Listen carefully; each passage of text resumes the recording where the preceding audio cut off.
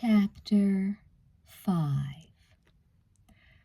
Another sunny day, Josh thought, rolling down the car window as he drove to Big Mesa on Thursday morning. How long could the flawless weather last? He glanced in the direction of the distant Pacific Ocean. While the sky overhead was a clear robin's egg blue, a bank of gray clouds edged the far western horizon. A storm is coming, he guessed. He was almost glad. The postcard-perfect California sunshine was starting to grate on his nerves, seeming to make light of his misery. Arriving in downtown Big Mesa, Josh parked the car in front of a small office with the name Valley Caterers painted in large, fanciful script on the plate glass window.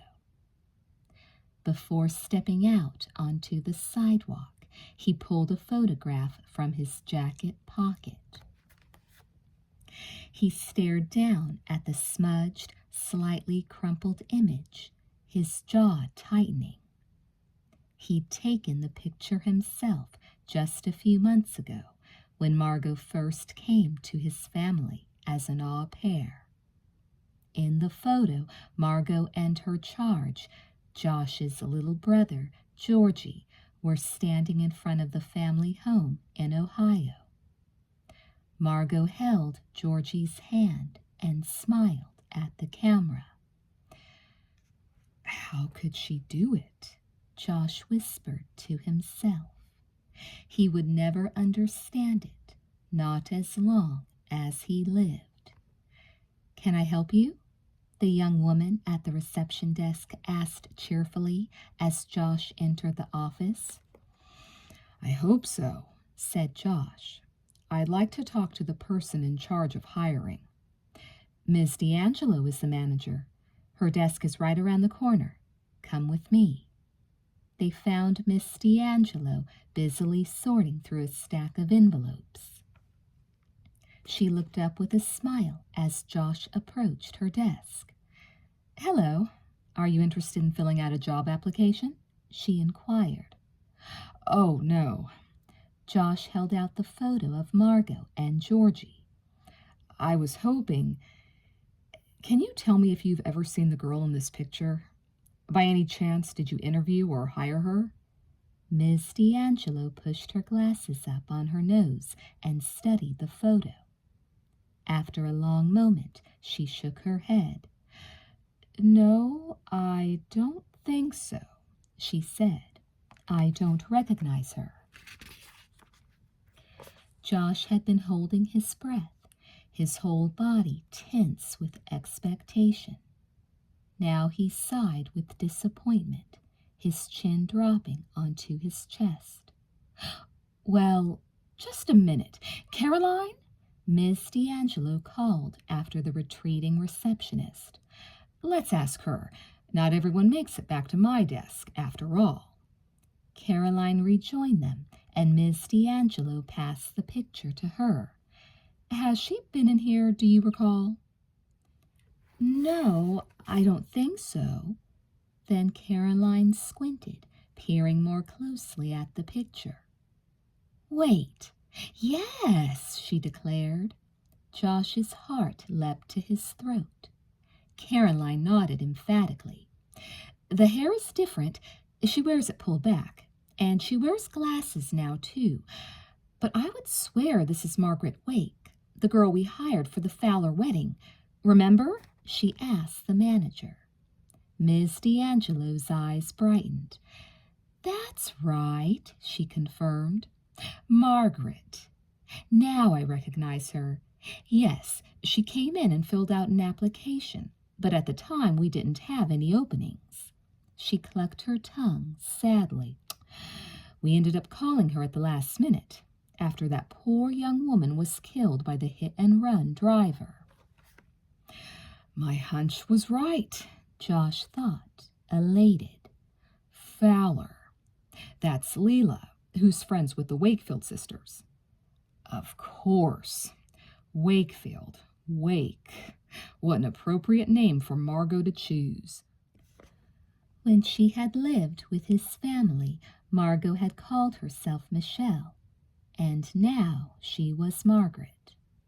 It was all becoming appallingly clear to him now. Margo wanted to be at the Fowlers' big party, so she killed that other woman in order to get her catering job. Was murderous violence Margo's answer to everything? Was no crime too heinous? Yes, that's Margaret, all right.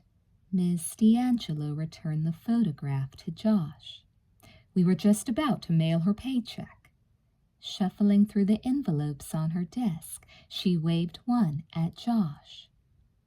Eagerly, Josh leaned forward, trying to read the address on the envelope. It looked like Wentworth Avenue, but he couldn't see the number. Suddenly he realized that both Caroline and Miss D'Angelo were staring at him suspiciously. "What do you want with her, anyway?" Miss D'Angelo asked, shoving the envelope back into the middle of the stack. "We don't give out information about our employees to strangers, you know." Josh took a step backward. He'd gotten a good, solid lead on Margo's whereabouts. She was probably renting a room in an apartment or boarding house of some kind, maybe even a motel. He'd just have to canvass the entire street. "I don't need any information, thanks," he muttered, turning to hurry from the building. Sprinting to the curb, Josh jumped into his car and turned the key in the ignition. Tires squealing, he pulled into traffic and gunned the engine. "I've almost found her," he thought, buoyed by his unexpected success. Margo was living somewhere on Wentworth Avenue in Sweet Valley, and Josh planned to get to her before the paycheck from Valley Caterers did.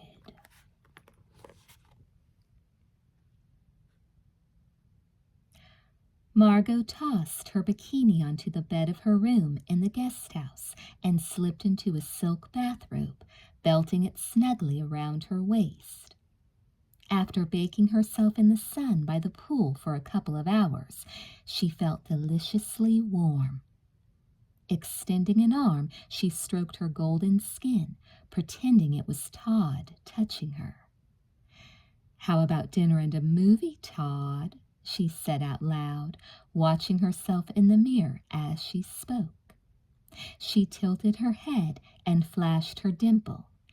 "How about dinner and a movie?" she added a laugh, a fond, light-hearted, knowing laugh, the kind of laughter she'd heard bubble up from Elizabeth when she was with Todd. Margo smiled at her reflection in the mirror. "That was perfect. I think I'm ready for him. Yes, I know I'm ready." Perching on the edge of the bed, Margo reached for the telephone. Her heart pounding, she dialed the phone number she'd memorized. Todd's number. It was Thursday, December 23rd, a day she knew she would never forget as long as she lived.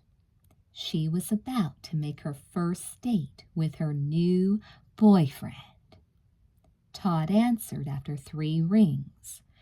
"Hello?" Margo was so excited she could hardly speak. Finally, she got the words out, and she was delighted by how much like Elizabeth she sounded.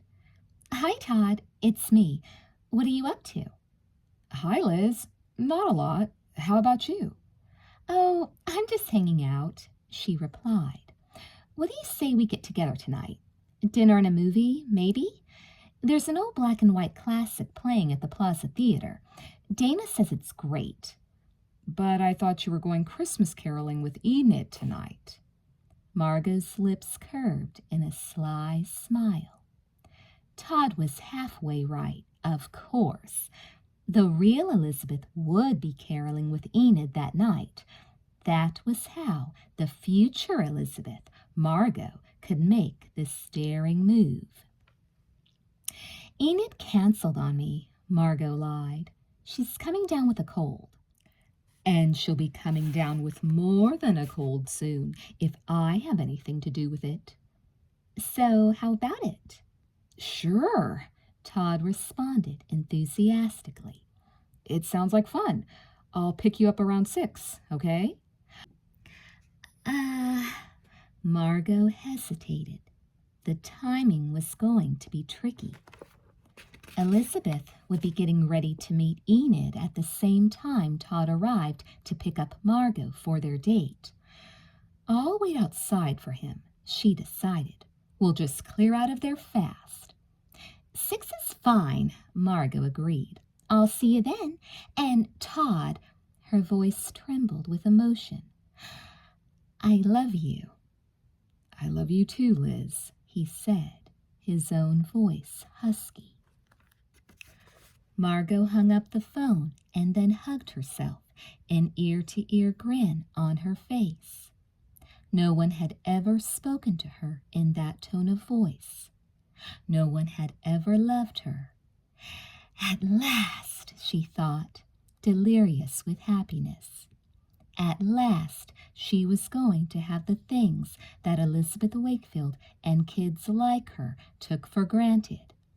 A loving family, a handsome and devoted boyfriend. A date, Margo said out loud, laughing triumphantly. I have a date tonight. A date with Todd Wilkins, star of the varsity basketball team, the most popular boy at Sweet Valley High. What on earth am I going to wear? She wondered, looking around the room at her skimpy wardrobe, much of which was lying crumpled and dirty on the floor. Since arriving in Sweet Valley, she'd purchased a few items of clothing and shoplifted some others. She'd also filched various accessories from the Wakefield twins' drawers. Margo wrinkled her nose. Nothing she owned was quite right for this very special occasion, though. Nothing was good enough for Todd. I want something new, she announced. I want something unbelievably sexy. She laughed again, her eyes dancing with anticipation. Todd thinks it's just dinner and a movie. Boy, is he in for a surprise. In Margo's opinion, she was taking over in the nick of time. Elizabeth's image definitely needed a bit of an overhaul. She should take a page from twin sister Jessica's book, Margo mused. Now, Jessica had real fashion sense. Jessica understood the advantages of high hemlines and low necklines. She wouldn't be caught dead wearing jeans and an Oxford shirt on a date. When Margo was in charge, Elizabeth would adopt a much hotter style. And tonight Todd Wilkins would be treated to a sneak preview. Still high as a kite from the thrill of successfully making a date with Todd, Margo reached for the phone again. She wanted to go shopping, and who better to shop with than Leila Fowler? Now, there's a choice best friend, Margo thought as she dialed Leila's number. She'd observed that Elizabeth and Leila weren't exactly bosom buddies. That was going to have to change, too. In the meantime, I'll just have to pretend to be Jessica. No problem. James had been very useful to her for a while. Thanks to his spine and picture-taking, Margo felt she knew Jessica even better than she knew Elizabeth. 10 minutes later, having arranged to meet Leila at the Valley Mall, Margo stuffed a wad of cash into her handbag and swung out the door, whistling. This must be the holiday spirit, she exulted.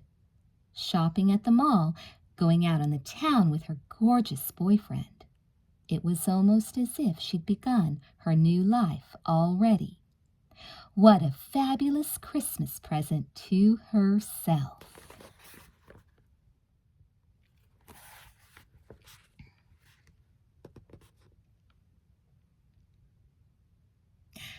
Leela pursed her lips as she contemplated her reflection in the dressing room mirror at BB's, an exclusive boutique at the mall.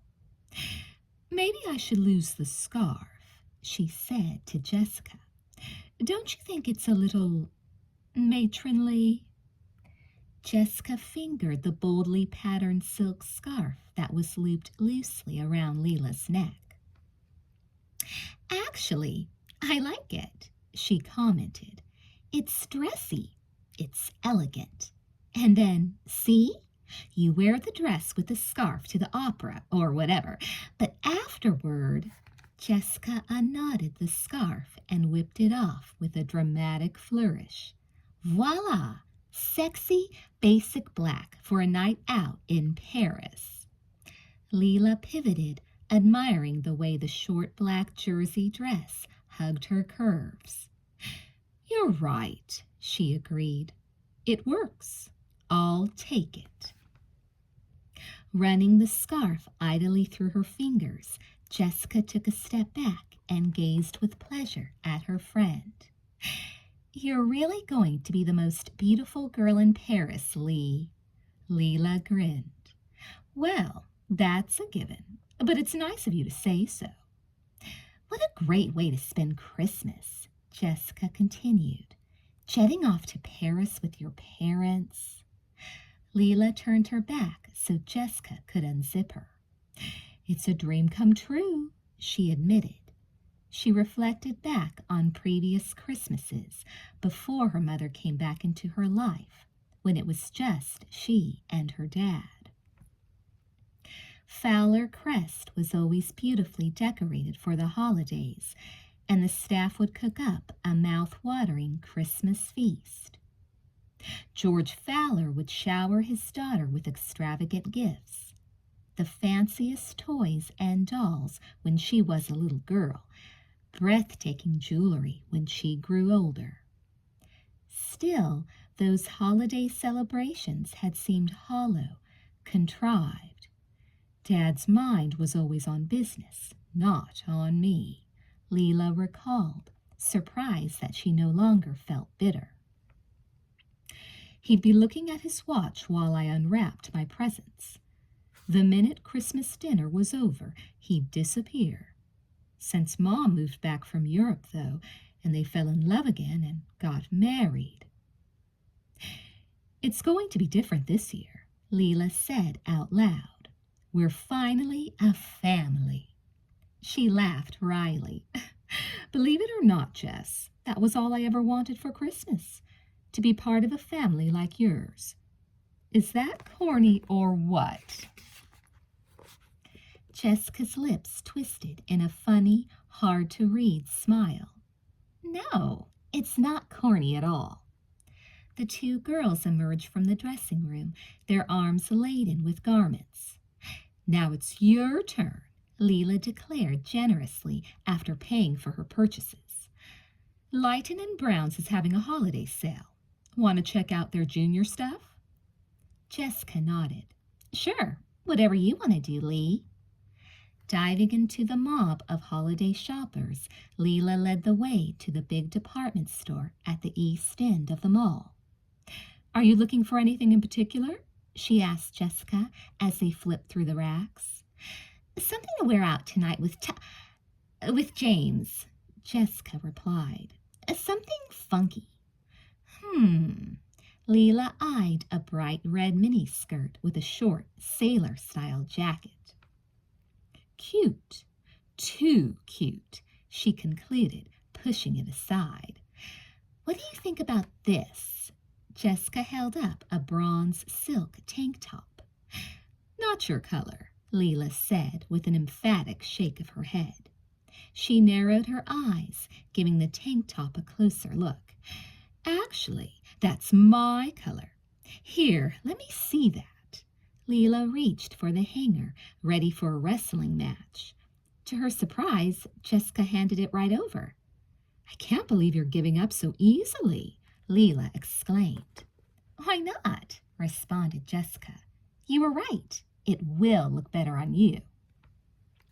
Leela lifted her dark eyebrows. Since when was Jessica so thoughtful, so selfless? You honestly think so? Jessica smiled. Of course. There has to be at least one thing in this store that would suit me better than it would suit you, though. Help me find it, okay? 10 minutes later, they agreed on a teal blue dress with a deep U-shaped neckline and a very short, flouncy skirt. It'll knock James's socks off, Leela predicted as the clerk rang up the sale. Jessica unzipped her purse, a secretive sparkle in her eyes. It better. The saleswoman announced the total. Leela burst out laughing as Jessica pulled a wad of cash from her purse. What did you do, Jess? Rob a bank? She joked. Jessica's face turned scarlet. Peeling off a few bills, she quickly stuffed the rest back into her purse. It's just, babysitting money I've been saving up for Christmas, she explained. She took her change from the clerk. Come on, let's get a cone at Casey's. My treat. At Casey's ice cream parlor, Leela picked $1 Million Mocha, her signature flavor, 2 scoops in a dish. Jessica went for broke, ordering a hot fudge sundae with whipped cream, nuts, and a cherry. As they dug into their ice cream, Leela contemplated her friend. What's with Jess today? She wondered. She was being so attentive and complimentary, asking Leela's opinion and hanging on her every pronouncement. She seemed so grateful just to have Leela's company. Maybe she's feeling sentimental because it's the holidays, Leela surmised. Or maybe it's me. Maybe I'm the one who's different. Leela spooned up the last drop of ice cream. Now that her parents were back together, she was happy, relaxed, less self-centered. Wasn't it only natural that some of her new attitude would rub off on the people around her? With a groan, Jessica pushed back her empty ice cream dish. I can't believe I ate that. But boy, was it good. You may not be able to squeeze into that new dress now, Leela teased. So let's burn some calories. Jessica hopped to her feet, ready for action.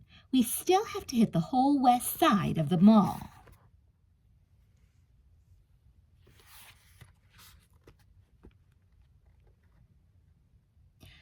James sat on a bar stool at a seedy roadhouse in Moon Beach early Thursday evening, staring at the payphone. Just do it, he told himself. Quit putting it off. Instead of standing up, though, he gestured to the bartender. Got any pretzels back there, Ted? Ted shoved a bowl of peanuts in James' direction. Try these, he suggested. So do you want a drink or not, bud? James shook his head. Nah, I don't touch the stuff anymore. He laughed harshly. I cleaned up my act. Didn't you notice I hadn't been coming around? Ted winked. Man, so many bums hang around here, I can't keep track of all of you. Ted lumbered to the other end of the bar to wait on a customer. A bum. That was me, all right, James thought, grabbing a handful of salty peanuts. I had nothing better to do with my time than hang around dumps like this. Then I met Jessica. James tuned in to the country music ballad playing on the jukebox. A sardonic smile twisted his lips as he listened to the lyrics. Come to think of it, his life was a lot like the song, in which Mr. Always in Trouble meets a sweet, good-hearted girl and turns himself around. Corny, but it's true.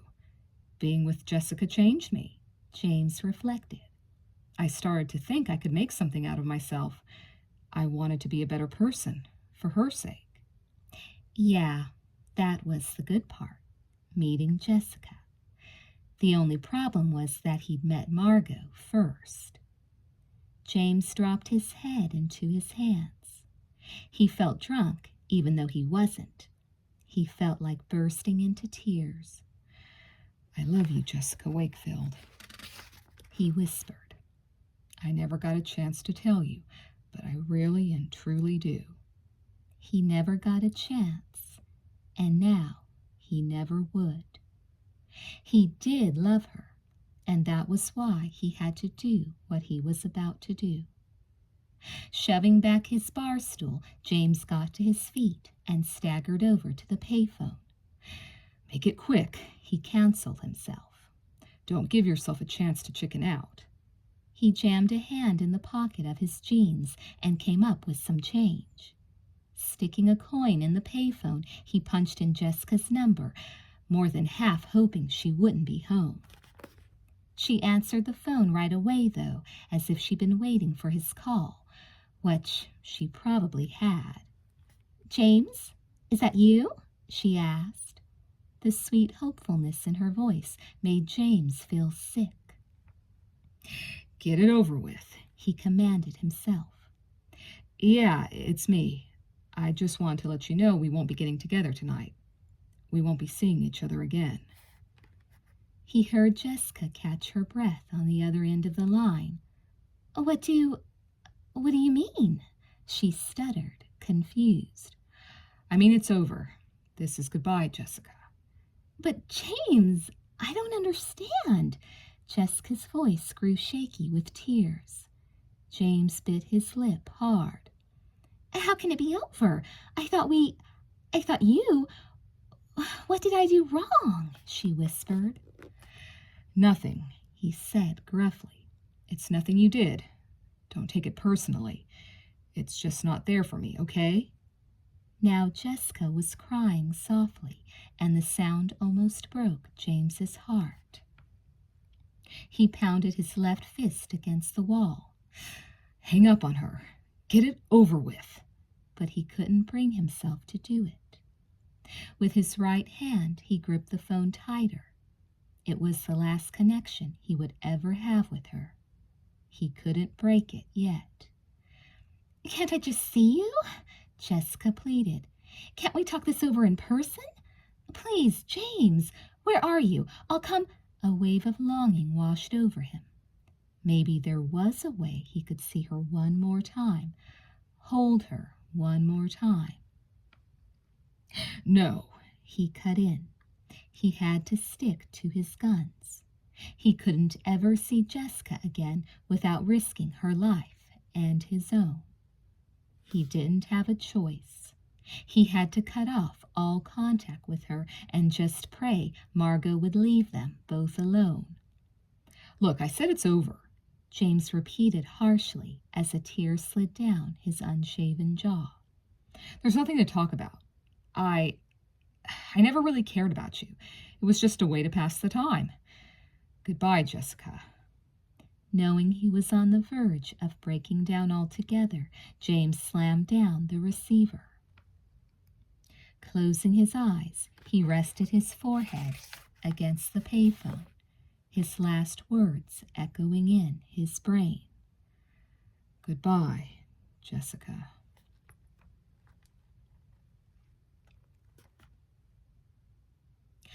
Jessica sat cross-legged on her bed, the telephone receiver cradled against her chest. Sobs racked her slender body. "But why, James?" she whispered. "Why?" There was no answer, only the sound of the dial tone. James was gone. Jessica hung up the phone, trading it for a handful of tissues. She pressed them against her face to sop up the tears that wouldn't stop flowing. What did I do wrong? There had to be an explanation.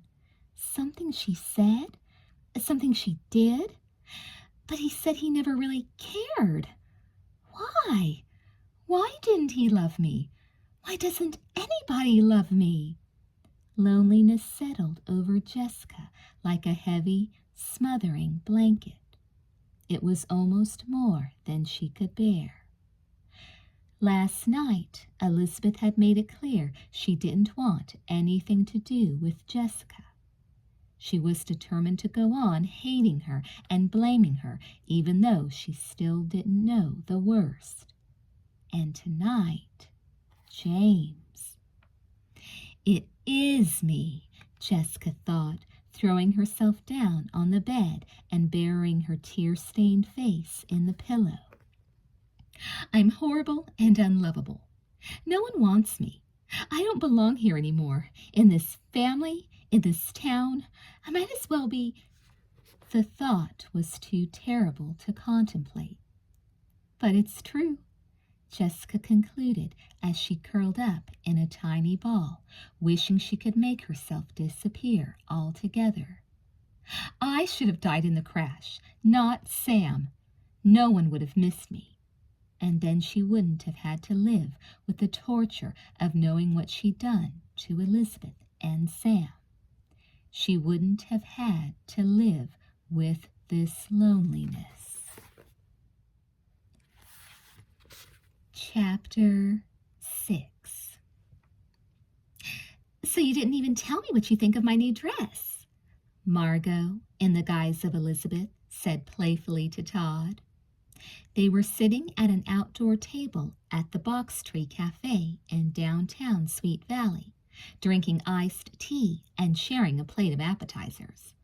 Thunder rumbled in the distance, but the storm was still a long way off. Overhead, the night sky was clear and shimmering with stars. The same breeze that ruffled Todd's dark hair raised goosebumps on Margo's bare arms. He's so incredibly handsome, she thought ecstatically, and he's mine, all mine. It's beautiful, Liz, Todd replied with a bemused smile. You look fantastic. Maybe we shouldn't hide a dress like that in the dark at the movies. We could go to the beach disco instead. Margo considered the proposal. Dancing might be fun. She imagined a slow song under the stars, her body pressed close against Todd's. It was a delicious prospect. Then again, let's stick with the movie idea, she said, lowering her lashes seductively. I like that part about being together in the dark. Under the table, Todd brushed his foot against hers, sending a shiver up Margo's spine. It was all she could do to keep from pouncing on him right then and there. Elizabeth is more demure than that, Margo reminded herself. Stay in character. Everything's going so well.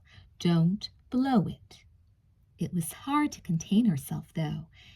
It was hard to act as if this were just another casual dinner date with her steady boyfriend Todd, when in reality it was the most exciting night of her life. The most exciting so far, that is, Margo reflected. Just wait until New Year's Eve.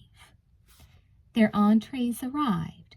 Todd started eating, but Margo was too keyed up to be hungry.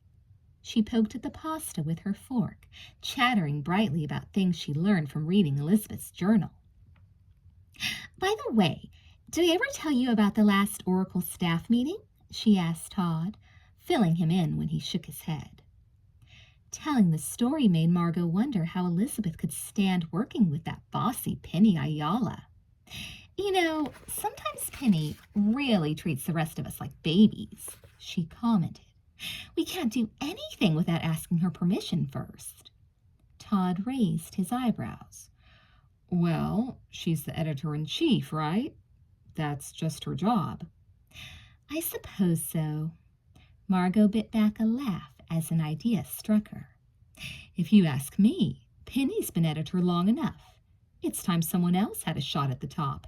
It's Elizabeth's turn. When I become Elizabeth, no more of this staff writer stuff. I want power. Mentally, Margo flipped to the next page of the diary. Remember talking about double dating with Enid and Hugh to see a play in L.A.? She asked Todd. When do you want to go? And what do you think we should see? Well, we could... Oh, let's not see a boring old play, Margo interrupted. How about going to a concert instead? We could hear... She rattled off the names of a few heavy metal bands. This time Todd's eyebrows shot up so far they almost disappeared into his scalp. Since when do you like that kind of music? I almost forgot. Elizabeth's a bit of a fuddy-duddy that way. Come on, Todd, I was just kidding, Margo assured him with a high-pitched laugh. I'd rather die than go to one of those concerts where the music is so loud you can't hear for a week afterward, and people trample all over each other. No, of course we should see a play, or maybe go to the symphony or the ballet. Todd's smile was a shade uncertain. Whatever you want, Liz. You and Enid can work it out and let me know. With a smug smile, Margo twirled some fettuccine around her fork and lifted it to her lips. She'd never been on a date like this before. She was having such a good time. The food, the conversation, everything's perfect, she thought with satisfaction. I bet Todd's not used to having this much fun with the real Elizabeth. He's just crazy about me. I can feel it. They skipped dessert so as not to be late for the movie. The lights in the Art Deco theater began dimming just as they hurried through the door. Let's sit here, Margo whispered to Todd, propelling him into the back row and a pair of old-fashioned courting seats with no armrests between them. As the black and white movie started, Margo snuggled close to Todd, squeezing his hand tightly. She waited for him to put his arm around her, but he was a little bit slow about making the first move. No problem. I'll make it, Margo thought, nuzzling his neck and then resting her head on his shoulder. I'm really doing great, she decided with a happy sigh. Unlike Enid, Todd didn't seem suspicious in the least. And why should he be? Margo wondered. I'm just like Elizabeth. I'm in love with him. That's all he needs to know, right? Margo gazed up at Todd's chiseled, masculine profile. Being with him like this was a dream come true. Yes, she was falling madly in love with Todd Wilkins, the cutest, most desirable boy in Sweet Valley. And the best thing was, she didn't have to win him over. She didn't have to agonize over him, wondering if he'd return her affection. As Elizabeth Wakefield, Margo didn't have to risk rejection ever again. Todd Wilkins was already hers.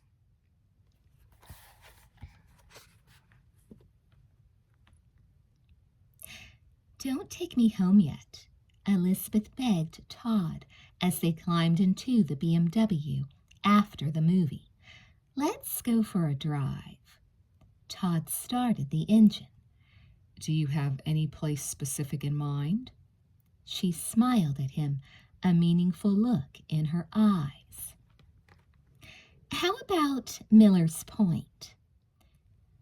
Miller's Point was at the top of a dead-end road on a high bluff overlooking Sweet Valley.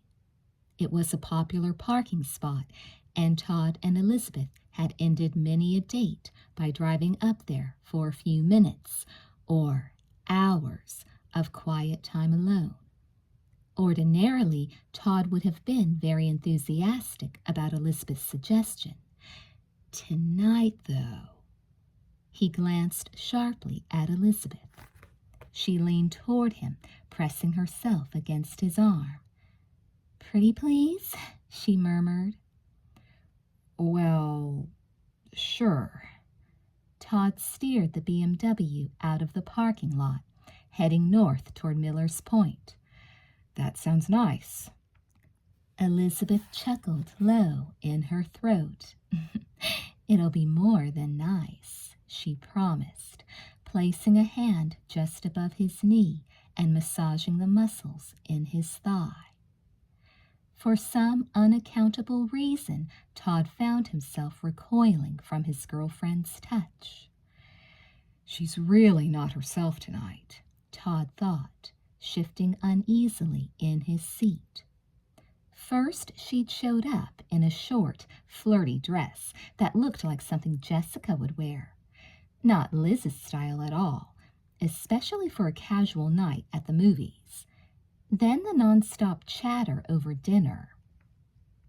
And she was all over me during the movie. I mean, not that I mind, but it's weird. They soon left the streetlights of downtown Sweet Valley behind and started climbing a narrow, tree-shadowed road. Reaching Miller's Point, Todd coasted up to the guardrail and killed the engine. "Good, we're the only car up here," Elizabeth exclaimed, wrapping her arms around Todd's neck and kissing him passionately. All at once, something clicked in Todd's brain. Elizabeth was affectionate, but not this affectionate. She never threw herself at him like this. But recently, someone else had. "The dress," Todd thought, pulling back from her with a start. It was more Jessica's style because it was Jessica's dress. That was what this strange behavior reminded him of. The desperate way Jessica kept after him when they were dating briefly during Elizabeth's trial. The girl in his arms was Jessica, not Elizabeth. Todd suppressed an urge to leap from the car and sprint for the main road. "No, it can't be," he told himself. "You're losing your mind. Just calm down." He couldn't help shrugging away from her, though. "Where are you going?" Elizabeth, or Jessica, murmured, trying to pull him close again. "We're finally alone. How about a little hug?" "I just thought maybe we could talk," Todd said lamely. "I want to hear about your plans for vacation. What are you going to do while I'm away skiing?" Elizabeth laughed. "Do we really need to go over that now?" She put her face close to his, brushing his lips with her own. "Isn't this," she kissed him softly, "more interesting?" It was, without a doubt, and yet Todd still felt spooked. As he returned Elizabeth's warm, eager kisses, he grew more and more uncomfortable, and more convinced he was actually kissing Jessica. But why? He wondered, his head swimming. If Jessica wanted to see him, why would she masquerade as Elizabeth? Why would she do something this far out and twisted? What kind of trouble was she trying to stir up now? "I've got to get out of here," Todd thought, feeling guilty even though he hadn't done anything wrong. "In case it is Jessica, in case I'm kissing my girlfriend's sister instead of my girlfriend." Todd put both hands against Elizabeth's shoulders and gave her a little push. "I'm sorry, Liz, but I really have to be getting home. I have to get up early in the morning to—" "To what?" she asked, her forehead wrinkling with displeasure. "To finish my Christmas shopping." "Well," Elizabeth laughed. "Okay, as long as you're shopping for me," she teased. With an ill-disguised sigh of relief, Todd started the engine. Shifting to reverse, he hit the gas, gravel flying. On the road again, he relaxed somewhat, but he kept his foot heavy on the gas pedal, and they reached Calico Drive in record time. By the time he pulled up in front of the Wakefields, however, Todd was having second thoughts about his second thoughts. Shifting into neutral and letting the engine idle, he glanced at Elizabeth, who was gazing out the window, her expression soft and pensive. Suddenly she looked and felt familiar to him again. Was it Jessica pretending to be Elizabeth, or was he with the real Elizabeth after all? Maybe I've been imagining things, Todd thought, his emotions doing another flip-flop. Maybe she's just got something on her mind, and that's why she's acting strangely. She was pretty upset about that anonymous note yesterday. Penny for your thoughts, Liz? Todd said. Elizabeth turned to him with a radiant smile. I was just thinking how lucky I am to be going out with a guy like you, she replied, and how perfectly, blissfully happy. Todd smiled back, crookedly. I feel lucky too. Uh, you should probably be getting inside. It's late. He unbuckled his seatbelt. Come on, I'll walk you to the door. No, Elizabeth said quickly. Don't bother. I'll just run in. Bending forward, she gave him a fast kiss, meanwhile reaching for the door handle. Good night, Todd. I love you. Todd raised his eyebrows. 1 minute she was all over him. The next, she couldn't wait to get out of the car. See you tomorrow night, he said. Tomorrow night? She echoed as she stepped out onto the curb. Christmas Eve dinner. Your mom invited me over, remember? Of course. Elizabeth blew him a kiss. So long. Todd watched her for a moment as she hurried toward the house. Then he shifted the BMW into first gear, shaking his head. What a weird night, he thought wryly. As he pulled away from the curb, he glanced once more at the house. He blinked, surprised. Was he seeing things? Or had Elizabeth just started around the side of the house toward the backyard? Why would she do that instead of entering through the front door or the garage?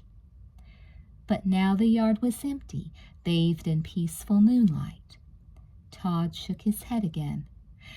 You're ready for the nut house, Wilkins, he muttered to himself as he roared off down the street.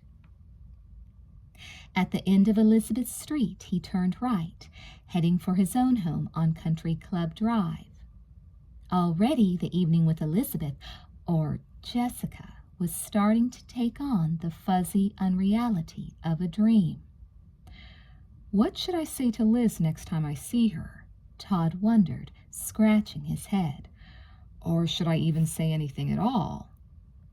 If that was actually Jessica and not Elizabeth, then Elizabeth would be furious. She'd be livid. Todd really didn't want to stir up more trouble between the two sisters. Elizabeth was still steaming about the stolen letter, and he knew her whole family was suffering because of it. But if all the trauma she's been through is turning Jessica into some kind of psycho... A shiver ran through Todd's body, making his hair stand on end. What kind of sick stunt might she try next?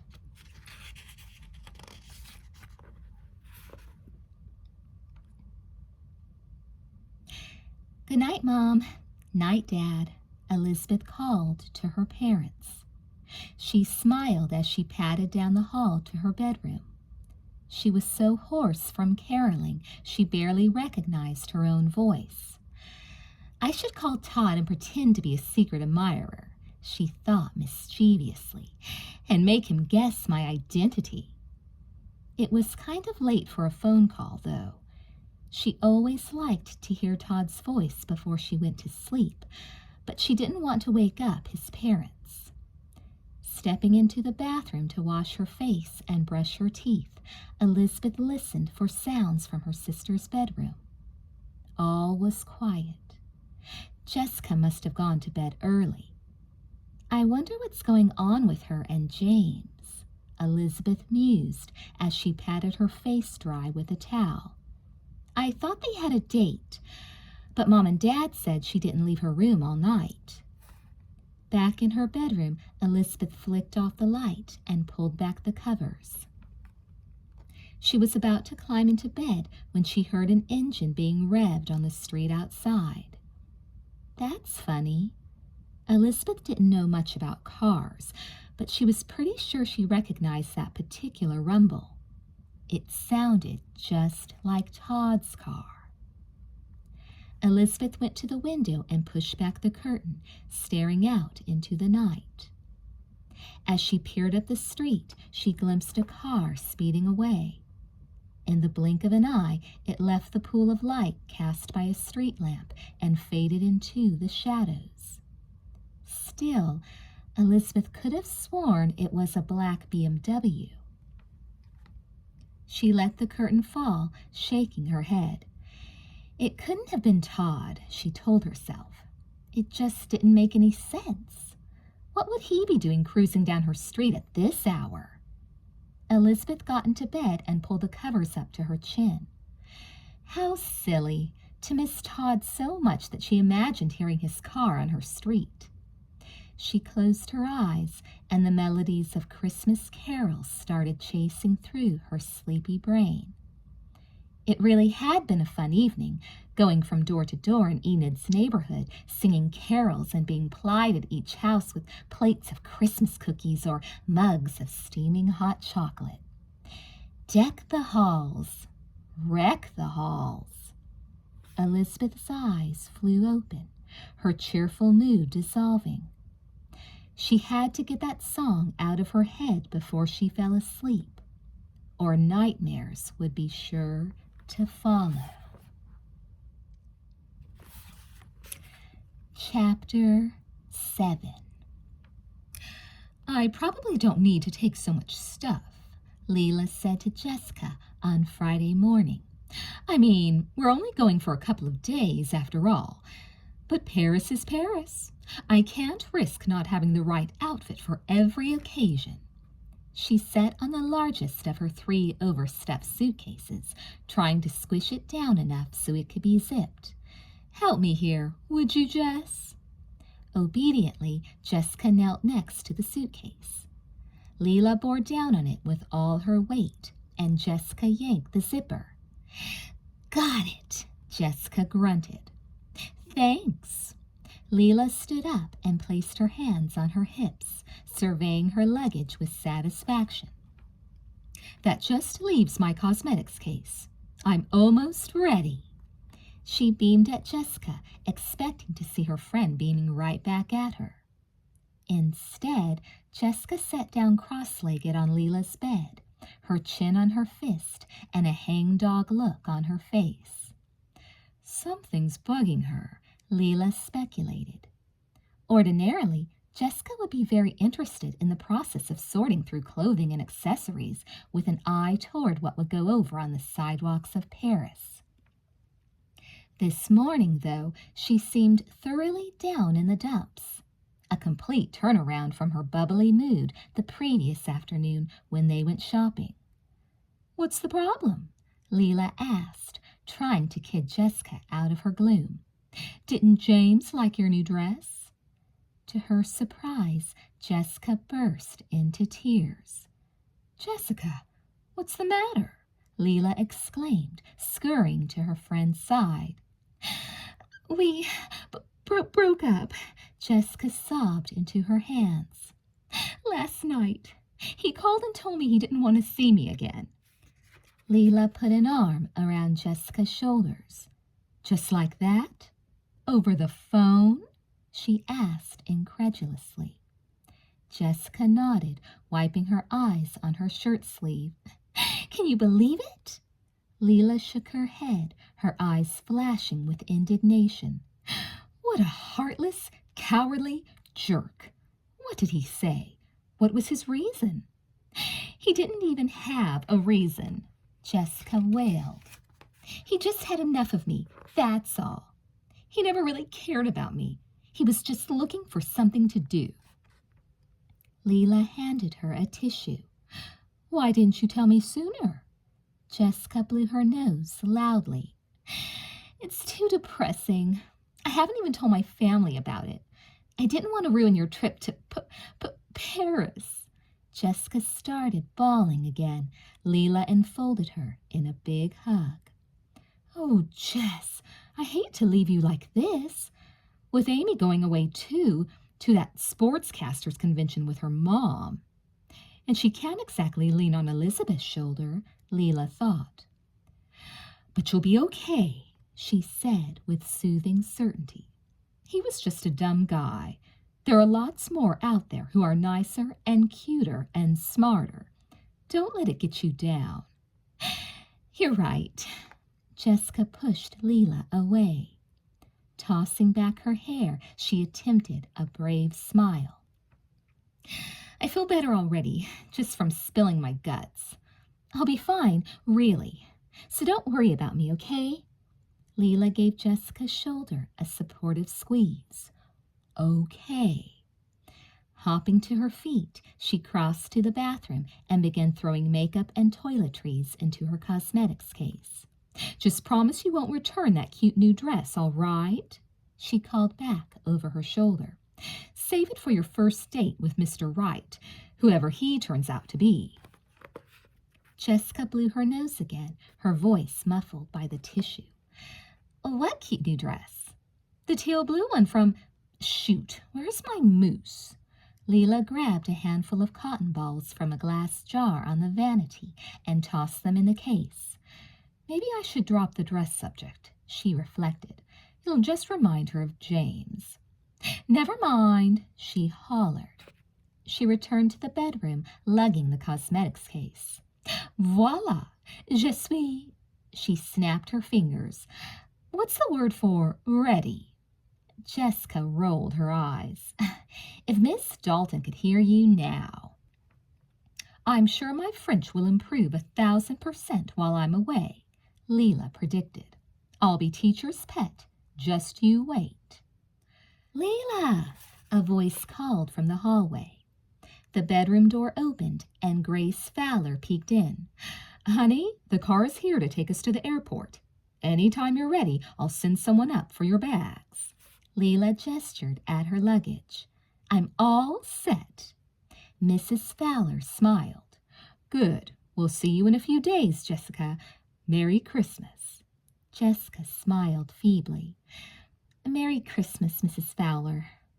Leela slipped on the cropped black jacket that went with her red and black traveling dress. So how do I look? She asked Jessica, twirling. Great, Jessica said glumly. Leela slung her purse over her shoulder. I'm on my way to Paris, she thought, thrilled from her head to her toes. It was her favorite city in the whole world, and she'd be traveling with her favorite people. Her mother and father, who'd gotten married again and were totally in love. What could be better? Jessica walked Leela downstairs to the front door. Have a fun trip, Lee, she said morosely. Leela's exuberant mood faltered. Jessica was going to have an absolutely rotten Christmas.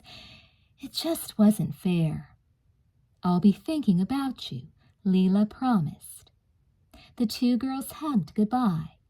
As she pressed her face briefly against Jessica's, a strange foreboding filled Leela's heart. She had a sudden, unaccountable intuition that her friend's troubles went deeper than a broken romance. There's danger, Leela sensed. Something could happen while I'm away. I may never see her again. Her arms tightening around Jessica, Leela pushed the odd premonition from her mind. Take care, she whispered.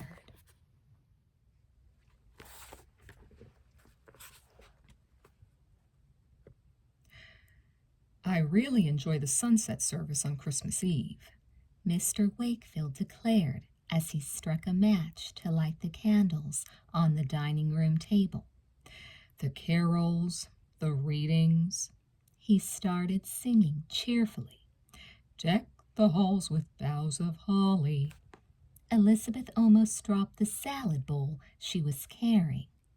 How about putting on a CD, Dad? She suggested quickly. Everybody likes that Bing Crosby one. And it doesn't have Deck the Halls on it, she added silently to herself. Elizabeth had enough on her mind without thinking about the anonymous Secret Santa note. Right before Todd had arrived for dinner, Elizabeth had joined her mother in the kitchen to see if she could help get the meal together. You were already a big help this afternoon, Mrs. Wakefield had replied, dusting and vacuuming the whole house. Not me, Mom. I was at Olivia's all afternoon, Elizabeth had reminded her mother. But Mrs. Wakefield had insisted. Who else was sneaking just-baked Christmas cookies from the rack while they were cooling? She teased her daughter. Honey, I saw you. It must have been Jessica, Elizabeth had thought, dropping the subject. Mom's just confused. The holidays are always so hectic. A slip like that didn't have to mean her mother was going off the deep end, but Elizabeth was still unsettled by the conversation. Shaking off her preoccupation, Elizabeth turned to watch as Stephen walked around the table, filling everyone's glass with sparkling cider. It looks beautiful, doesn't it? He said to his sister. Elizabeth nodded. Draped in a cranberry red cloth, accented with crisp white linen napkins and sparkling with silver and crystal, the table did look exquisite. Elizabeth had arranged the centerpiece of evergreen boughs herself. The whole house was bright with holiday decorations, just as in previous years. Yes, it all looks beautiful, Elizabeth thought. But that doesn't change the fact that "Dinner's ready," Mrs. Wakefield called from the kitchen. "Will someone help me carry the food in?"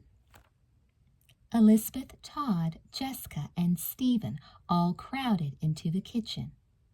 A minute later, the table was laden with platters and bowls.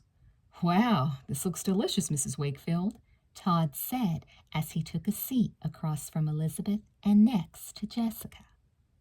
Mrs. Wakefield gave him a bright smile.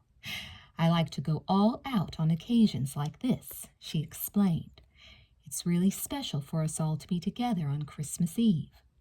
"Hear, hear," Stephen said, raising his glass. "Happy holidays, everybody."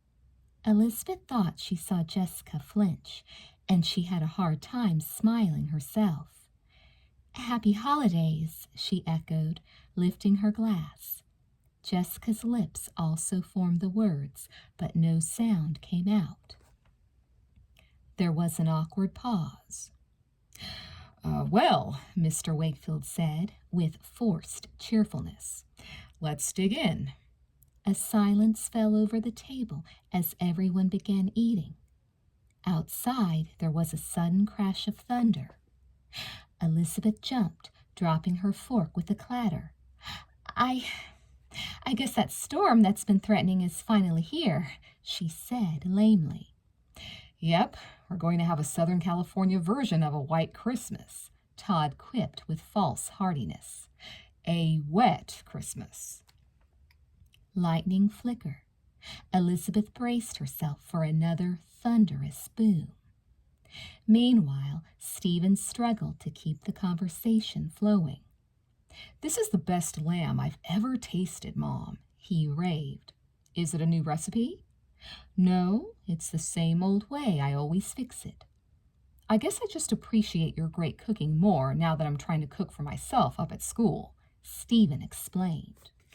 "We really should get out the video camera," Mr. Wakefield interjected, "and get a shot of this feast before it's completely devoured.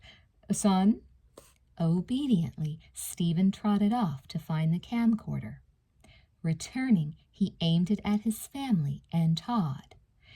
"It's Christmas Eve and Todd's over for dinner," Stephen narrated into the microphone. "Mom whipped up an amazing feast, as usual."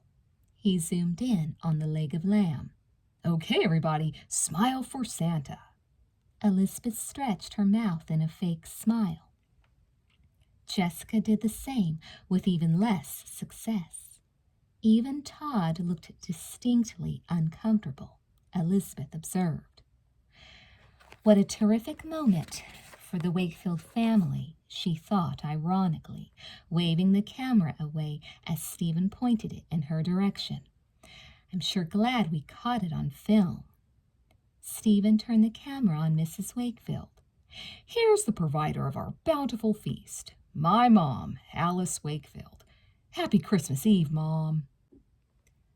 With a queasy, anxious feeling in the pit of her stomach, Elizabeth watched as her mother smiled brightly for the camera. "Mom looks okay," Elizabeth observed. "She's acting like everything's normal.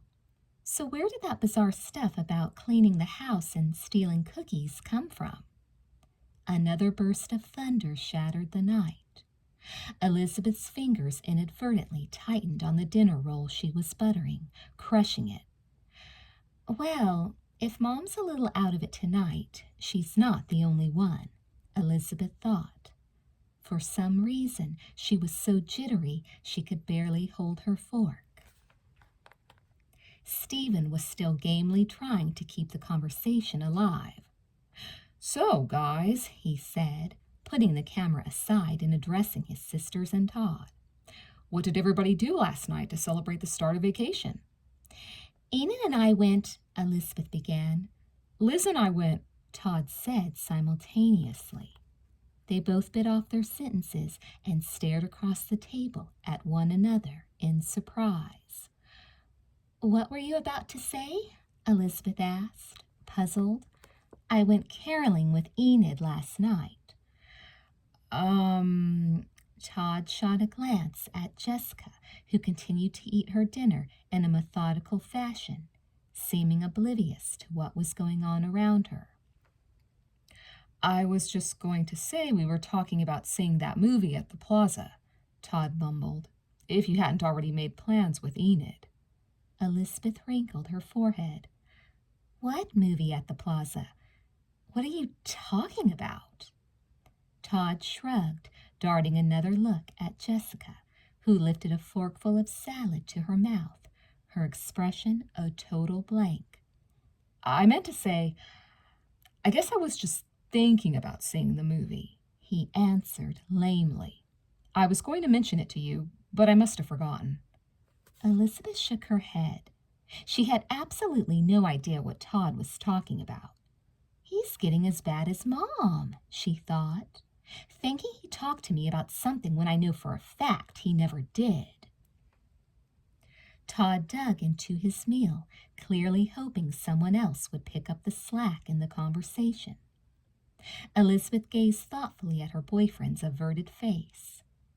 Suddenly, out of the corner of her eye, she glimpsed something at the dining room window. A pale blur against the black of the stormy night.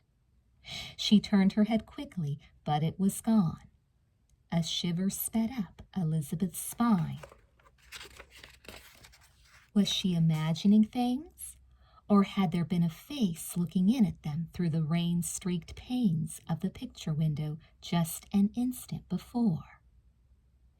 It was a feeling that had been bothering her a lot lately, a skin-crawling sensation that someone was watching her, and that if she could turn quickly enough, she would catch him, or her, or them, in the act.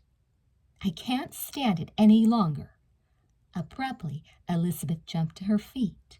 Striding to the window, she yanked the drapes closed.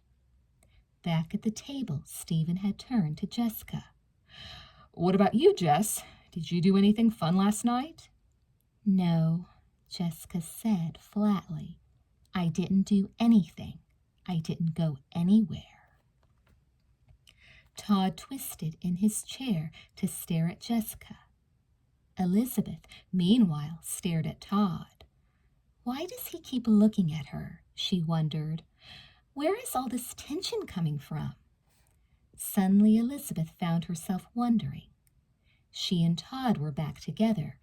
Their relationship was stronger than ever. Todd's little fling with Jessica was a thing of the past, and he was just as angry about the stolen letter as Elizabeth was. Or was he? Elizabeth took a sip from her glass of sparkling cider. Her hand shook, and she spilled some on the tablecloth. Could Jessica still be interested in Todd? Could Todd still be interested in Jessica? Elizabeth suddenly remembered the car she'd seen on the road late the night before. Did Todd and Jessica have some kind of secret rendezvous? "Don't be ridiculous," she lectured herself. "Jessica said she didn't go out, and Mom and Dad said the same thing. She's in love with this James guy now." Still, something funny was going on here. The twisted Secret Santa message she received a few days earlier sprang to Elizabeth's mind. Could Jessica have sent it? No, she could never be that mean, Elizabeth tried to convince herself. She could never be that sick. A thunderous boom shook the night. The lights flickered. Elizabeth jumped again. Across the table, Jessica didn't even blink. She continued to sit like a statue, apparently devoid of all emotion. Elizabeth shuddered. Her identical twin seemed like a stranger these days. She pictured Jessica snooping around her room, going through her drawers and reading her diary. She recalled Enid's strange tale about Jessica's impersonation in the library. She's worse than a stranger, Elizabeth had to acknowledge. She's turned into my enemy. The meal continued to the strains of Christmas music wafting from the stereo speakers. To Elizabeth, the whole scene was a horrible sham. And this is supposed to be the happiest night of the year, she thought, bitter and uneasy. So much for peace on earth, goodwill toward men.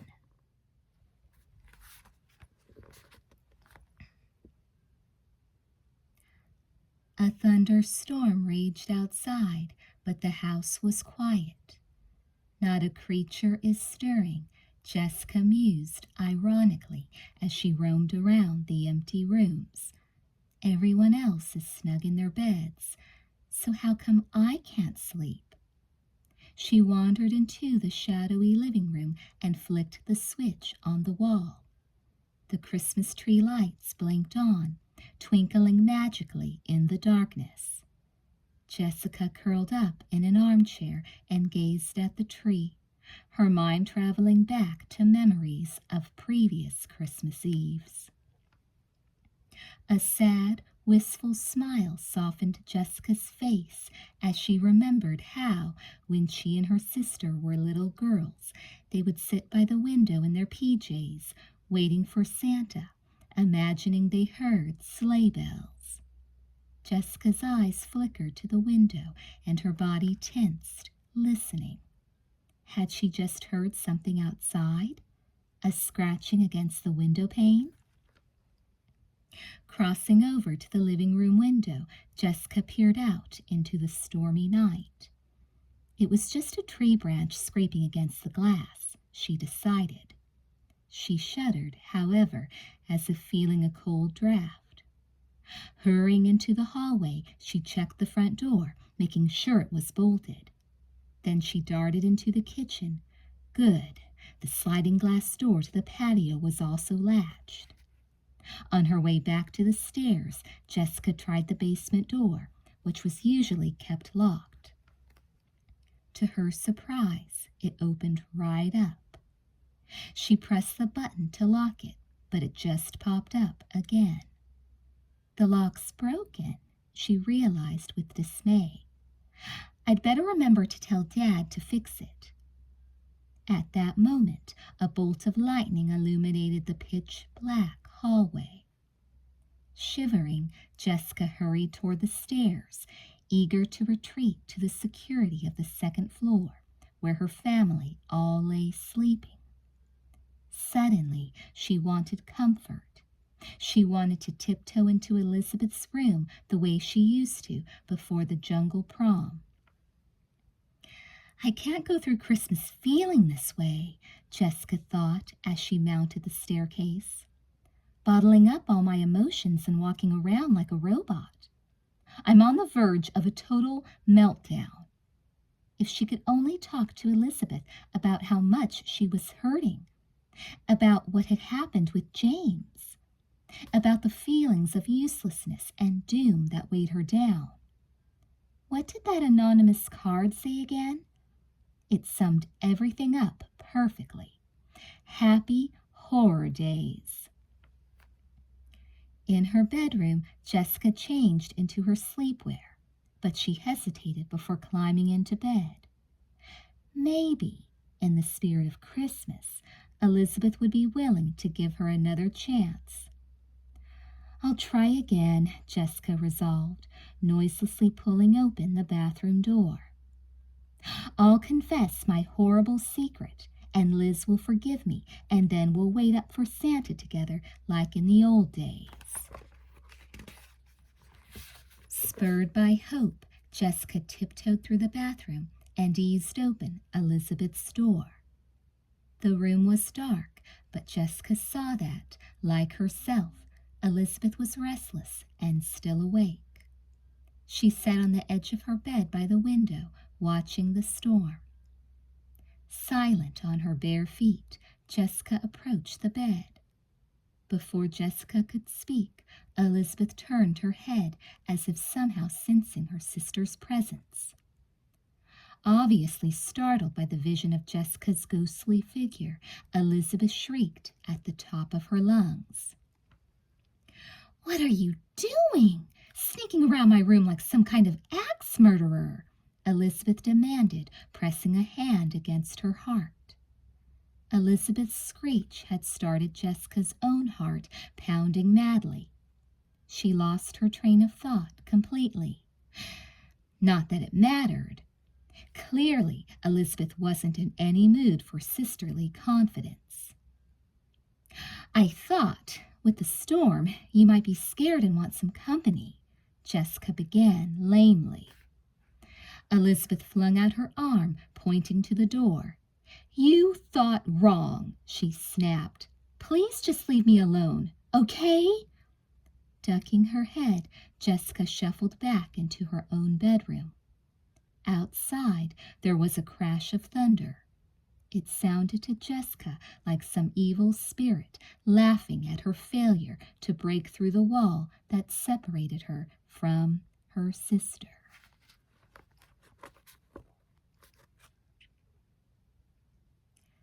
At long last, Elizabeth slipped into a restless, troubled sleep. Immediately she began to dream. She was at the prom again. Again, Todd was named prom king, and she clapped until the palms of her hands stung. Then she asked Sam to dance. They were having a blast. Sam really knew some fancy footwork, and his jokes kept Elizabeth laughing. Nevertheless, Elizabeth had time to notice something out of the corner of her eye. She'd last seen Jessica working the crowd and trying to drum up last-minute prom queen votes, so Elizabeth was surprised to glimpse Jessica wasting precious time talking to a stranger, a boy who definitely wasn't a Sweet Valley High student. One of the big Mesa crowd looking to stir up trouble, Elizabeth surmised, as Sam twirled her in a dizzy circle. What could Jessica possibly have to say to him? Sam twirled her and twirled her. "Stop," Elizabeth wanted to tell him. "I need to be still. I need to think." But he didn't stop. Elizabeth kept twirling, growing dizzier and dizzier. Elizabeth's eyes snapped open, and she stared up at her bedroom ceiling. She realized she wasn't dancing in crazy circles at the jungle prom. She was in her own bed, lying perfectly still. It was a relief, and yet it was also frustrating. "I blacked out about a lot of things, but maybe my brain knows what happened that night and is trying to tell me," she guessed. "If only I didn't always wake up before all the puzzle pieces come together."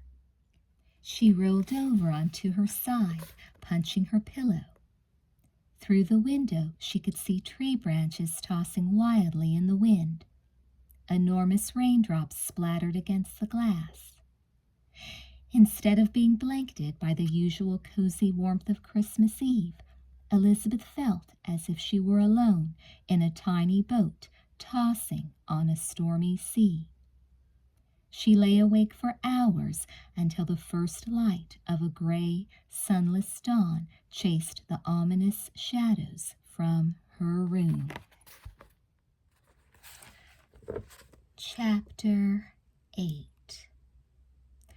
Josh sat on the edge of the sagging mattress in his motel room on Christmas morning, staring at the garish wallpaper.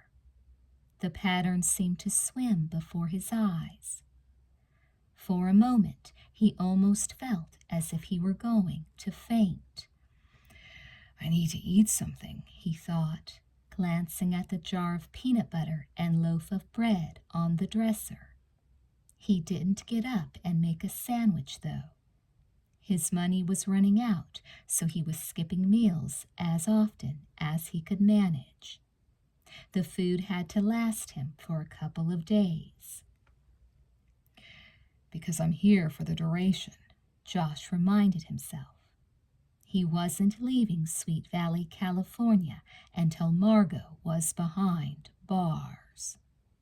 Will I ever find her? Where is she?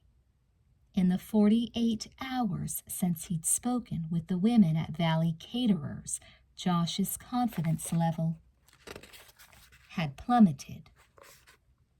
Once more, he was in the depths of despair. He'd hiked the whole length of Wentworth Avenue, a street in the less affluent part of Sweet Valley, knocking on doors and ringing bells.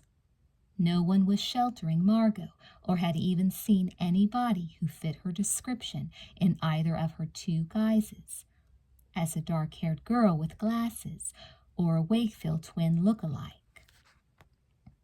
Starting Monday, I'll get back on the street, Josh decided tiredly. I'll check out the post office and mailing supply stores, see if she's rented a P.O. box. I'll stop in at some more temporary employment agencies, maybe even some nanny services. It was a horrible thought, but a definite possibility that Margo could be living with another unsuspecting family like his own, using an assumed name as she had with his family, entrusted with the care of innocent little children. Gritting his teeth, Josh reached for the telephone on the bedside table. He wasn't looking forward to this call, but he had to make it. It was Christmas Day, after all. He reversed the charges to save money. Tell her it's her son, Josh, he instructed the operator. His mother answered the phone and accepted the charges. Hi, Mom, Josh said with false heartiness. Merry Christmas. Josh, honey? The voice was quavery and uncertain. Mom, Josh said, how are you doing? By way of an answer, his mother began crying softly. Josh's own eyes brimmed with tears. Please, Mom, he whispered hoarsely, don't do this. I just can't bear it, Mrs. Smith sobbed. I keep thinking of last year and the year before that, when we were all together as a family for Christmas. And now Georgie is gone forever. Josh bit his lip hard. He refused to break down. He refused to give in to the sorrow and despair that threatened to drown him as Georgie had drowned. I know how much you miss him, Mom, he said, his voice cracking with suppressed emotion. I miss him too. There's not a minute of the day that I don't think about him. But we've got to try to look forward instead of back. I can't. The other day I found myself in the toy store, and I just had to buy something for Georgie for Christmas. I couldn't bear to think of him with nothing to play with. His mother started crying again, and Josh could tell she wasn't going to be able to stop. He couldn't take it any longer. Her pain made his own pain 1,000 times worse. Goodbye, Mom, Josh whispered.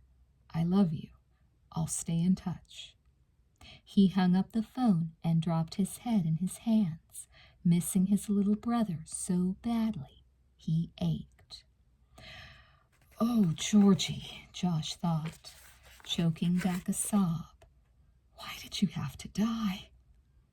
Josh threw himself down on the squeaky motel bed.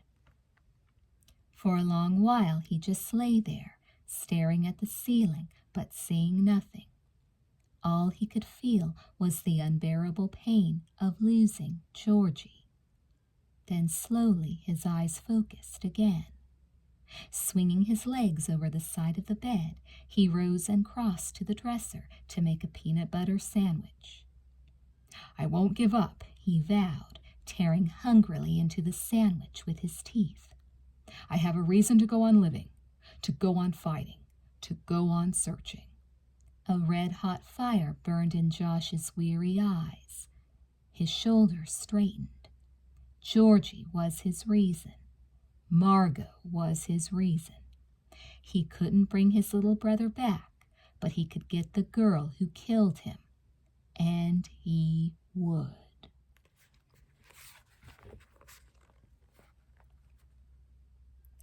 Merry Christmas, kids, Mrs. Wakefield called cheerfully. Wait, don't come down the stairs yet. Let me get a picture of this. Jessica scowled. Stephen saw Elizabeth roll her eyes. Really, Mom, do we have to do this? He grumbled. We're not babies anymore. It's the traditional Christmas morning photo, Mrs. Wakefield cajoled. Come on, kids. Say cheese. Stephen was tempted to say something else, and he had a hunch his sisters were too. But they all held their tongues and smiled obediently, standing in a row on the stairs in their robes and slippers. That was just adorable, Mrs. Wakefield gushed, putting her 35mm camera down on the hall table and picking up the video camera. Now let's get an action shot of you seeing the presents under the tree. 1, 2, 3. We're rolling. Like 10 soldiers, Stephen and the twins marched into the living room and uttered mechanical oohs and ahs over the piles of attractively wrapped packages. There's way too much stuff here, Stephen declared, trying his best to be jovial. You went overboard again, Mom. Don't look at me, she joked. Santa brought it all. Just then, Mr. Wakefield entered the living room, a steaming plate in each hand. Who's ready for a Ned Wakefield special Christmas breakfast? He asked with a grin.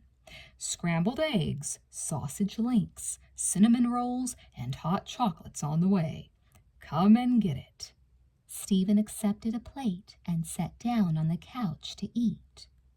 He couldn't help feeling sorry for his parents. They were trying so hard to pretend that nothing was the matter. It's a farce, though, Stephen thought as he took a bite of his eggs. They were all going through the motions, just as they had during the Christmas Eve dinner the night before, but it was a hollow performance. Nobody was fooling anybody else. Poor Mom is getting the worst of this, Stephen decided as his mother selected some packages from under the tree, one for each child. Her over-cheerful behavior reminded him of Elizabeth's trial, when Mrs. Wakefield had dealt with her distress by simply not admitting that anything out of the ordinary was taking place. His mother turned to him with a glowing smile, but Stephen knew that under the surface she was worried and unsure. "Who wants to go first?" she asked. "Stephen always does because he's the oldest," Elizabeth replied. "Okay, Stephen, here's a present for you from..." His mother read the tag. "From Liz." Stephen put on a big show of unwrapping the package, tying the ribbon around his head, bandana style, and closing his eyes when he ripped off the paper. "Wow, this is great!" he exclaimed, displaying the hardcover novel for everyone to see. "I've been wanting to read this, Liz. Thanks a lot." "Now it's your turn." Mrs. Wakefield handed a small box to Elizabeth. Elizabeth took the present, peeking at the gift tag. Stephen saw her jaw tighten. "This is from Jessica," Elizabeth announced, her tone formal. She unwrapped it in a businesslike manner, showing everyone the store name printed on the box. "It's from Blue Parrot Crafts. I wonder what it could be." She methodically removed the box top and said flatly, "Earrings." These are very pretty, Jessica. Jessica shrugged.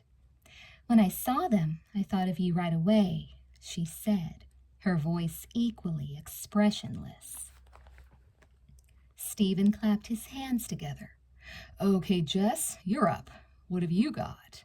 The stilted, joyless exchange of gifts continued, with Jessica unwrapping a present from Santa. Stephen glanced at the pile of packages still under the tree and stifled a groan. At this rate, it's going to take us all morning to finish. He wasn't sure how long he could go on smiling this goofy, fake grin. His face already felt as if it were about to crack. As he gazed toward the Christmas tree, something caught Stephen's eye. A shadow passing rapidly in front of the window. He squinted, wondering what it could have been. Just the weather, he figured, watching the rain pelt against the glass. The storm didn't show any signs of abating. The sky was as low and gray as the mood in the house. Stephen slumped down in his seat, not even bothering to fake interest in the new blouse Jessica was holding up. Ho, ho, ho, he thought glumly.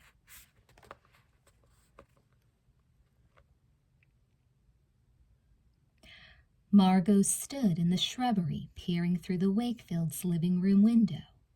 She'd forgotten to wear a jacket, and the driving rain had soaked her to the skin. But she didn't feel the cold. She was warmed, electrified by the spellbinding scene within. Everything is perfect, she thought rapturously, devouring the details with hungry eyes. The glittering tree, the brightly wrapped gifts, the homemade breakfast, and best of all, the people. The sweet, lovely mother in her elegant satin bathrobe, distributing gifts and kisses. The tall, handsome father, smiling benevolently. The cherished twin daughters. The manly, protective older brother. Just then, Stephen glanced toward the window. Margo threw herself down into the bushes, pressing her body against the side of the house. She waited for a minute that seemed like an eternity, counting out each second in her brain, and then cautiously raised her head again. She knew she should probably go back to her guest house, but she couldn't tear herself away from Christmas morning at the Wakefields. Not yet. Lifting one hand, Margo brushed the window pane with her fingertips. My house, my family. Merry Christmas, everyone. She smiled, wanting to laugh, to sing, to dance in the rain. Next year, it will be me. Next year, she would come down the stairs in her flannel nightgown. She would be served a special breakfast by her loving father. She would get kisses and hugs under the mistletoe. She would give and receive thoughtful, wonderful presents. She would be Elizabeth Wakefield in just 1 week. Chapter 9. Let's just go over the checklist one more time, Mrs. Wakefield said on Tuesday afternoon as the whole family gathered in the kitchen. Here's the plumber's phone number and the electrician's, and if there's a fire, God forbid, dial 911 and get out of the house. Now, I've told the Beckwiths and the Egberts that we're going out of town, and if you need anything, you can call them. Remember, no parties and no... Mr. Wakefield grabbed his wife's arm and propelled her toward the door. They've heard the speech 100 times, he told her. Do you want to miss our plane to San Francisco? We're already running late, Stephen chimed in, looking at his watch. Come on, Mom, let's go. I don't want to have to speed on these wet roads. Still, Mrs. Wakefield continued to hang back, her eyes moving from Elizabeth's face to Jessica's and back again. "I know there are some other things I need to tell you," she said worriedly. "Mom, you'll only be gone a few days," Elizabeth reminded her. "We'll be fine. We might die of boredom. That's the worst that could happen," Jessica contributed morosely. Elizabeth glanced at her sister. Amy and Leela were still out of town, and Jessica was moping big time. "Come to think of it, James hasn't called or stopped by in ages either," Elizabeth realized suddenly. "I wonder what's going on." "Well, you have our number at the hotel," Mrs. Wakefield said, "and we'll call you as soon as we get there." "Go on." Smiling, Elizabeth made a shooing gesture. "Have a good time." Mrs. Wakefield bit her lip, her gaze still fixed on her daughters. Suddenly, she hurried back to give them each one last hug.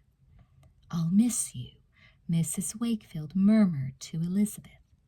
Elizabeth kissed her mother's cheek. To her surprise, it was wet with tears. "I'll miss you too, Mom. Don't worry about us, okay?"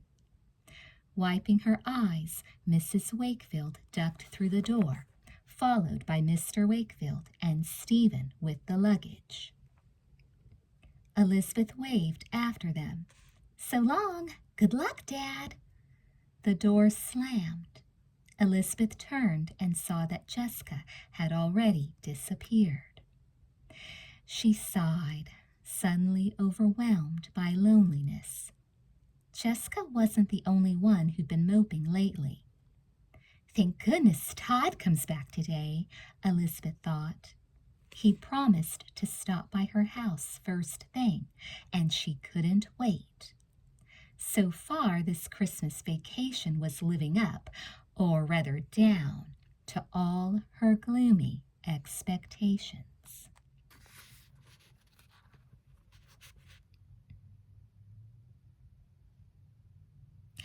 James stepped through the door of his house early Tuesday evening, scuffing his muddy boots on the welcome mat and shaking rainwater from his tangled light brown hair.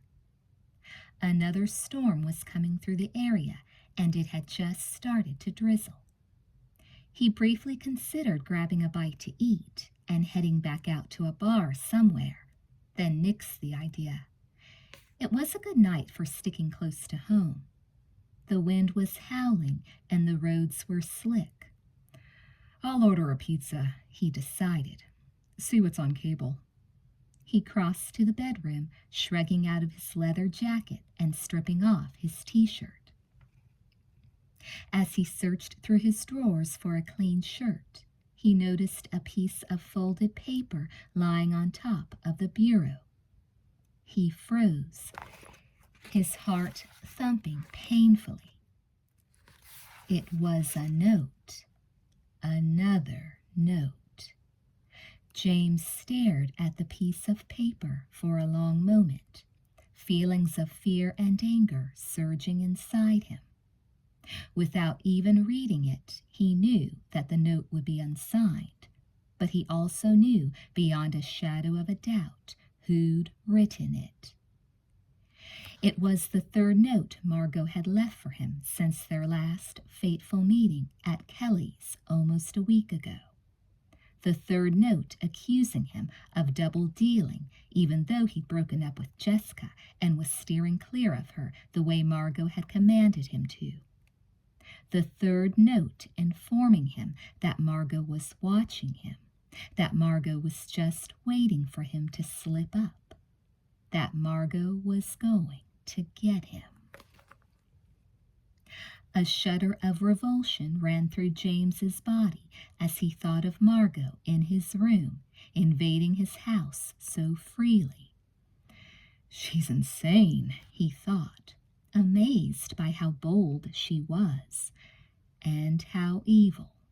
"She's really and truly insane."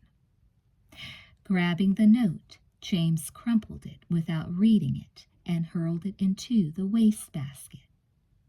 The gesture made him feel a little bit better, a very little bit. The note was out of sight, but Margo was still out there somewhere, watching and waiting. James strode over to the window to shut the blinds. He wished he could just laugh off the notes, chalk it up to a girlish prank. But there was absolutely nothing girlish or playful about Margo. He had no hard evidence that she committed any crimes or that she intended to commit any. Still, instinct told him that she was more than capable of making good on her murderous threats. And I'm a threat to her, James realized. Even though I don't know what she's trying to pull off in Sweet Valley, I know too much. I know her. I know she's a lunatic. James looked around the room, viewing it with dispassionate eyes. It wasn't a home anymore. He wasn't safe there, and he never would be again. 3 notes, 3 death threats. One of these days, Margo was going to come for him, not with a letter, but with a gun or a knife. But I won't be here when she does, James determined. It's time to get out of town. He tried to see the situation in a positive light. Leaving town wasn't that big a deal, really. He was young and mobile. He didn't have any ties or responsibilities in Sweet Valley. In fact, before he met Margo and agreed to spy on Jessica, he'd been thinking about taking off for greener pastures. Jessica. James frowned, the memory of her face bringing tears to his eyes. Who was he trying to kid?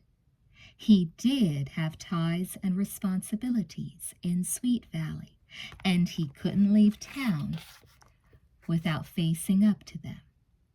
He couldn't leave town without warning Jessica about the danger she was in. James flung himself down on the bed, lying on his back with his head pillowed in his arms. If only I knew exactly what that danger is when it's going to strike, he thought. And what about Margo's vow to harm them both if James tried to see Jessica again? Maybe it's a no-win situation. Things don't look good for Jessica either way, so what's the point of trying to be a hero? I might as well just split and save my own skin, right? He considered this possibility, but only for a second. It was the route the old James would have taken, the James who made the deal with Margo. But the person he was now, the guy who'd fallen in love with Jessica Wakefield and who genuinely cared about her safety, couldn't turn his back. He had to take action. I've got to tell her what she's up against, James decided. That way, at least she'll have a fighting chance against Margo. She can be on her own guard. Having made up his mind, he reached for the phone, ready to call Jessica and risk one last rendezvous. All at once, his somber expression brightened. Maybe I can talk her into coming with me, James thought, his spirits lifting. They could run away together. They could be happy and safe somewhere far from Sweet Valley, far from Margo. Quickly, James dialed Jessica's phone number. Jess, it's me, James, he announced when she answered the phone. There was a moment of shocked silence. James? Jessica finally said in disbelief. I have to see you, he told her, his voice vibrating with urgency. Can you meet me in an hour or so? Meet me at... He drummed his fingers on the nightstand, considering. They needed someplace private, out of the way. Afterward, they could head straight up the coast highway. At the marina, the old pier at the end, he told her. 7 o'clock, okay? Jessica hesitated. The marina? Please, Jess, it's important. James begged. Incredibly important. I can't explain over the phone, but your life may depend on it. He was about to say, but he didn't want to scare her off. Just come. His voice cracked. Please? Okay, Jessica whispered at last. I'll meet you on the pier at 7. The instant he hung up the phone, James began tearing around his room, rummaging through his closet and emptying drawers. Things he thought he could live without, he tossed aside. Everything else he stuffed into his army surplus duffel bag. Once he headed out to meet Jessica in an hour, he wasn't coming back.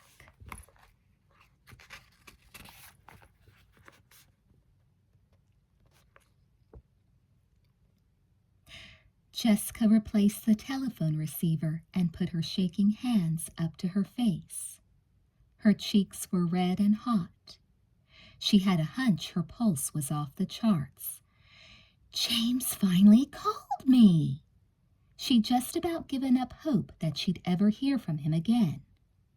The break had seemed pretty complete. He'd made it clear he didn't want to see her anymore, and she had too much pride to go after him and demand an explanation of his behavior. He's had second thoughts, though, Jessica realized, hope blossoming in her heart again. He wants to see me. But was that all there was to it? Jessica considered the phone call, her brow knit in a puzzled frown. James had sounded so peculiar, almost frantic. Something's wrong, she sensed.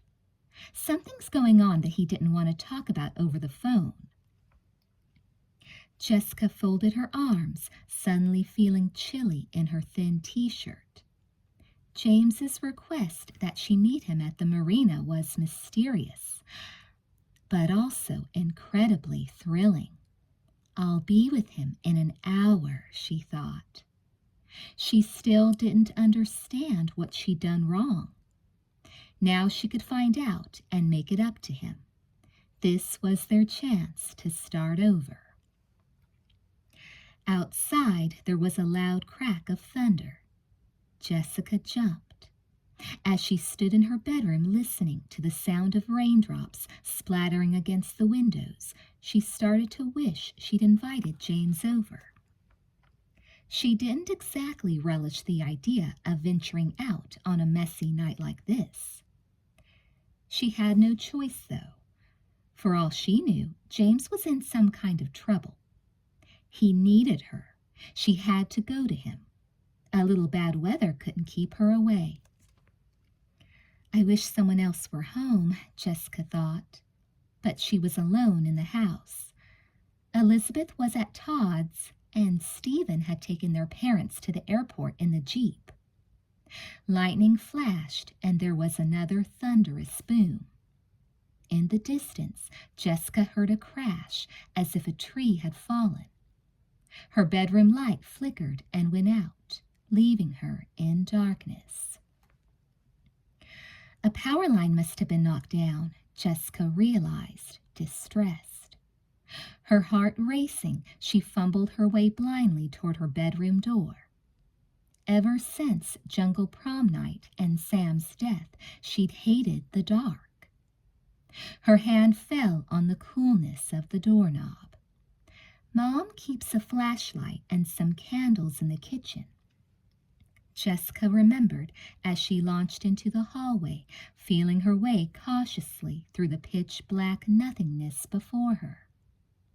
Then she felt something in the nothingness. Right outside her bedroom door, Jessica crashed into something solid. A body. Raw, primitive terror washed over her like a tidal wave. Opening her mouth, she screamed at the top of her lungs.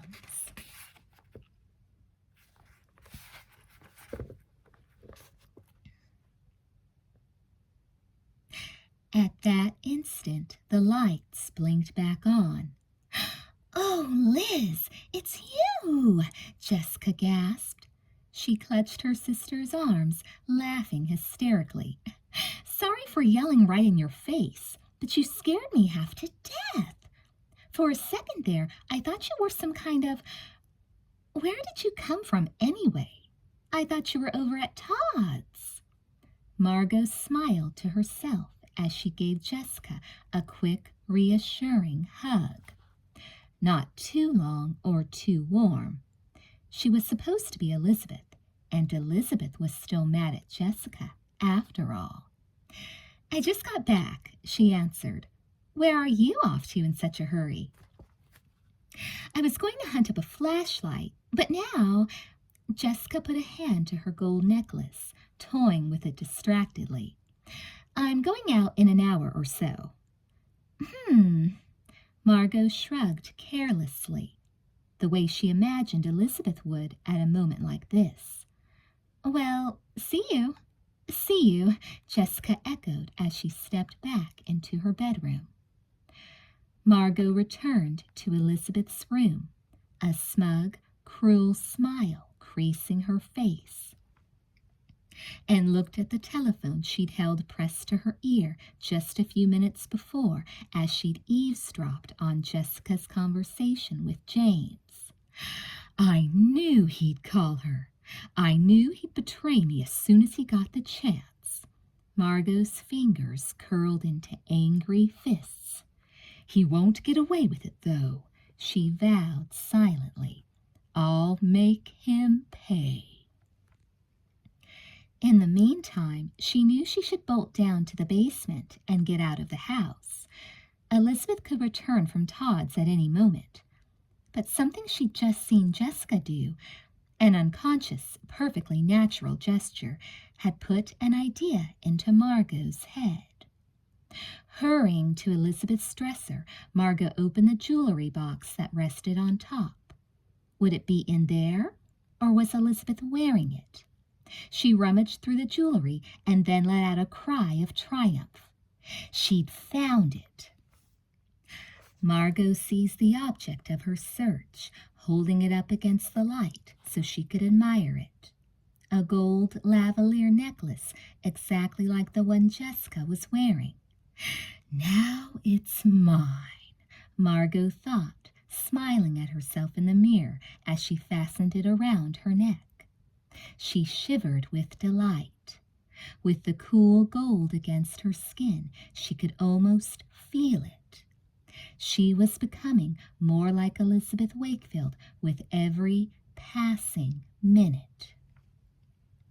She turned away from the mirror with a reluctant sigh. She really didn't want to head back out into the cold, wet night. She didn't want to leave this cozy, comfortable bedroom. The room and everything in it already felt as if it belonged to her. But she couldn't linger. It was just too risky. In just a few nights, I'll sleep for the first time in this bed, Margo consoled herself as she drifted past the bed toward the hallway. In the meantime, there was still important work to be done.